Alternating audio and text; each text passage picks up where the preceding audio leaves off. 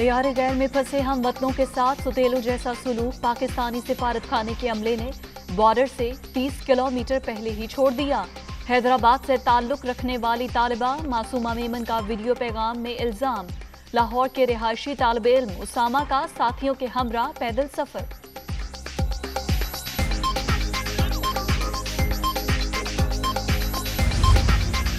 आलमी सतह पर महंगाई के पाकिस्तान पर असरात, वजीर आजम कौम को एतमाद मिलेंगे। इमरान खान बीत के रोज खिताब करेंगे, असद उमर की तस्दीक।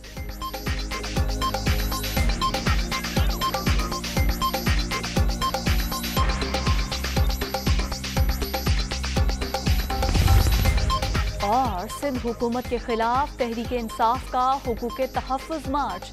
सखर में जलसा, 15 साल से इक़्तिदार पर काबिज सूबाई हुक्मरानों ने अपनी तिजोरियां भर ली।